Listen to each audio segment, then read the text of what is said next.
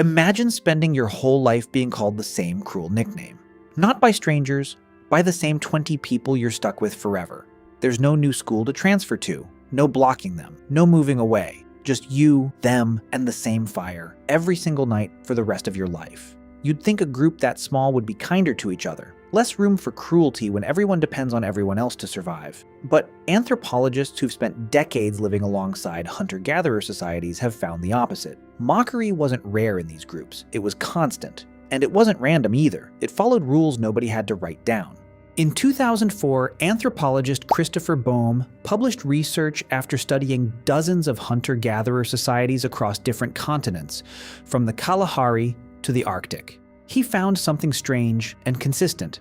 These groups weren't mocking the weakest people in camp, they were mocking the strongest. Whenever someone got too boastful, too aggressive, or started acting like they were above everyone else, the group didn't confront them directly. They joked about them instead. Boehm documented specific techniques used independently by unrelated cultures thousands of miles apart, exaggerated impressions of the person's strut or voice performed around the fire, deliberately unflattering nicknames that followed someone for the rest of their life, and storytelling sessions where the person's past failures got exaggerated for laughs in front of the entire group. Here's why that mattered so much. In a group of 20 to 30 people, there was no police, no courts, no formal leader with the power to punish anyone.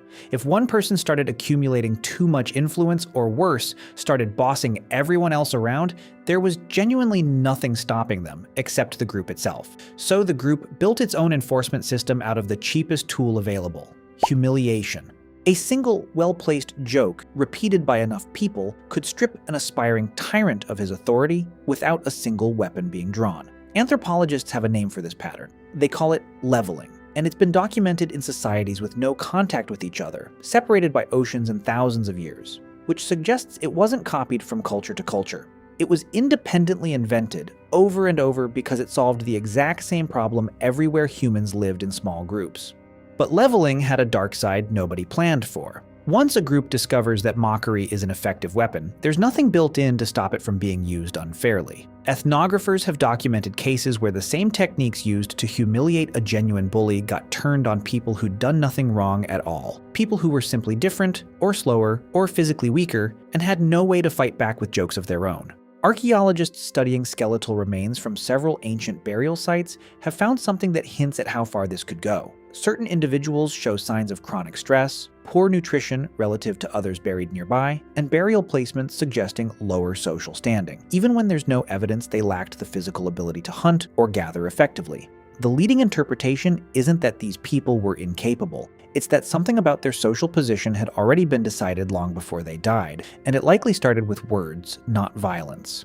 Because being pushed toward the edge of a hunter-gatherer group wasn't just uncomfortable. It could mean less access to food during a bad season, less protection during a raid, less say in where the group traveled next. Long before exclusion became physical, mockery had probably already done the damage. Words moved first, everything else followed, which raises an uncomfortable question nobody likes sitting with. If bullying started as a tool to keep tyrants in check, at what point does a society stop being able to tell the difference between punishing someone who deserves it and destroying someone who doesn't? Boehm's own research suggests these groups struggled with exactly that. The same joke that humbled a genuine bully one season could just as easily be aimed at an easy target the next, and there was no built-in mechanism to tell the two apart. The tool worked, it just didn't come with instructions for when to stop using it. So maybe that's the real inheritance here. Not cruelty itself, but a tool our ancestors built out of necessity.